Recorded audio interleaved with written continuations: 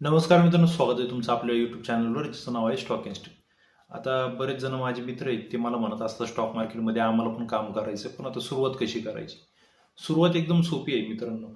यूट्यूबवर भरपूर असे कोर्सेस, भरपूर अशा व्हिडिओज आहेत की ज्यामध्ये स्टॉक मार्केट तुम्हाला शिकता येईल. आता येणाऱ्या काळामध्ये आपल्या चॅनलवर देखील मी काही व्हिडिओ टाकणार आहे. पण जर समजा तुम्हाला शिकायचंच आहे तर तुम्ही यूट्यूबवर अनेक अशा व्हिडिओ आहेत, त्यामध्ये तुम्ही स्टॉक मार्केटमध्ये जे जे महत्त्वाच्या गोष्टी आहेत त्या तुम्ही पहिली शिकू शकतात.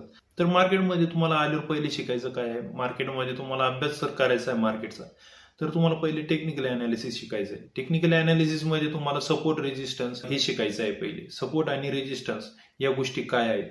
आणि यानंतर जर बघितलं आपण तर तुम्हाला कॅन्डलस्टिक शिकायचं आहे. कॅन्डलस्टिक म्हणजे काय? आता कॅन्डलस्टिकमध्ये कॅन्डलस्टिक पॅटर्न पण देखील येतात, ते देखील तुम्हाला शिकायचे आहे. आणि यानंतर जर बघितलं तुम्हाला मार्केटमध्ये याचा अभ्यास केल्यानंतर तुम्हाला मार्केटची चांगल्या प्रकारे आयडिया येईल. तर तुम्हाला लगेच इंट्राडेमध्ये ट्रेडिंगमध्ये नाही जायचं, तुम्हाला आधी इन्व्हेस्टमेंट शिकायची. इन्व्हेस्टमेंट शिकल्यानंतर तुम्हाला चांगले चांगले स्टॉक कसे निवडायचे, त्यासाठी तुम्हाला फंडामेंटल अनालिसिसचा थोडाफार भाग जरी कळाला तरी तो भरपूर आहे. आणि जर तुम्हाला जर ते सुद्धा थोडं अवघड वाटत असेल तर चांगल्या चांगल्या कंपन्या तुम्हाला कुठनं शोधायच्या याचं देखील मार्गदर्शन तुम्हाला युट्यूबमध्ये भेटून जाईल. आता युट्यूबमध्ये अनेक असे व्हिडिओज आहेत, ते महत्त्वाचे असतात, पण लोक फक्त पेड कोर्सेसलाच फक्त महत्त्व देतात आणि जे फ्रीमध्ये जे नॉलेज भेटतं त्याला थोडंसं दुर्लक्ष करतात. आता यानंतर जर बघितलं आपण तर अनेक जणांची चुकी काय होते, आल्या आल्या लगेच ऑप्शन ट्रेडिंगमध्ये सुरुवात करतात. ऑप्शन ट्रेडिंग पण वाईट नाही, असं मला म्हणायचं नाही की ऑप्शन ट्रेडिंग वाईट आहे.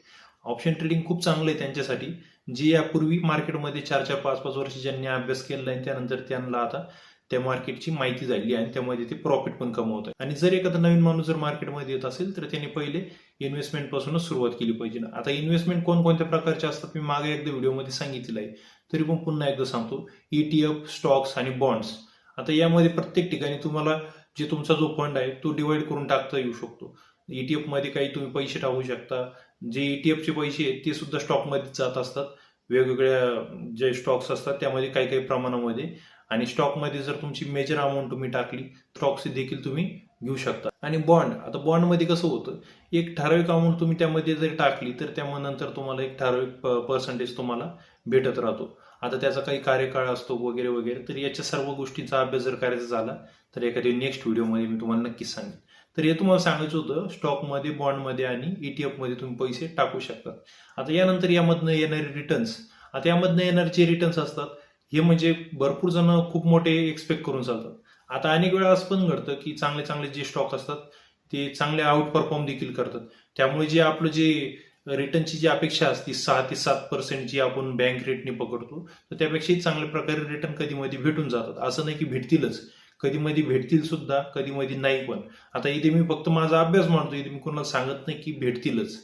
म्हणजे इथे मी फक्त तुम्हाला एक आयडिया देतो मार्केटची. यानंतर जर बघितलं तर एखादे आउट परफॉर्म जर केलं तर असं तर नाहीये की दरवेळी तो स्टॉक पुन्हा आउट परफॉर्म करेल. कुठे कुठे प्रॉफिट बुकिंग झाली तर मार्केट पडेल देखील आणि त्यानंतर थोडासा लॉस देखील आपल्याला बघायला मिळू शकतो. आता इन्व्हेस्टमेंटमध्ये कसं असतं की तुम्ही एखादा स्टॉक जर खरेदी केला तर तो लॉसमध्ये असला तर तुम्ही त्याला होल्ड करू शकता.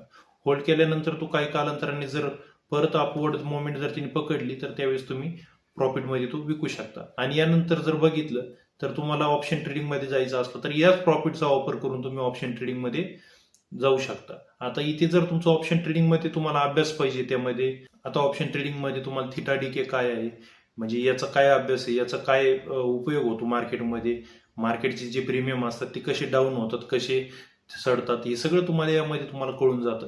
आता भरपूर अशा गोष्टी आहेत ऑप्शन ट्रेडिंगमध्ये की ज्या म्हणजे पूर्णपणे अगोदर शिकणं गरजेचं आहे, कारण असं देखील होतं की मुवमेंट होऊन जाते आणि ऑप्शनचं जे प्रीमियम आहे ते वाढत नाही. तर त्यासाठी ऑप्शन ट्रेडिंगमध्ये तुम्हाला याचा देखील अभ्यास करावा लागतो. आता स्टॉक ऑप्शन असतं आणि एक बँक निफ्टीचं जे इंडेक्सचं जे ऑप्शन असतं ते एक.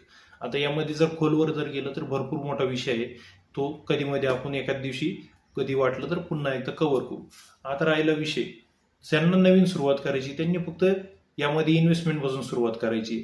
आणि ज्यांना भीती वाटते मार्केटची तर त्यांना मला एकच सांगायचं, तुम्ही जे बँकेत पैसे टाकता ते बँक देखील मार्केटमध्येच ते पैसे सर्क्युलेट करते. आता यामध्ये तुम्हाला जर वाटत असेल की सेफ इन्व्हेस्टमेंट काय आहे, तर सेफ इन्व्हेस्टमेंट आहे म्युच्युअल फंड किंवा SIP, सिस्टमॅटिक इन्व्हेस्टमेंट प्लॅन. आता यामध्ये तुम्हाला SIP जर करायची असेल तर खाली माझा जो नंबर आहे त्यावर तुम्ही मेसेज करू शकता, व्हॉट्सअप करू शकता. यामध्ये तुम्हाला चांगले चांगले प्लॅन्स सांगितले जातील या नंबरवर कॉल केल्यानंतर. आणि तुम्हाला त्यानुसार एखादी पॉलिसी जर घ्यायची असली तर तुम्ही ती देखील घेऊ शकता. जर तुम्हाला वाटत असेल पॉलिसी न घेता स्वतः अभ्यास करून स्वतः इन्व्हेस्टमेंट करायची स्टॉकमध्ये, तर ती देखील तुम्ही करू शकता. तर तुम्हाला आजची व्हिडिओ कशी वाटली तुम्ही मला व्हिडिओच्या कमेंट बॉक्समध्ये कमेंट करून नक्की कळवा.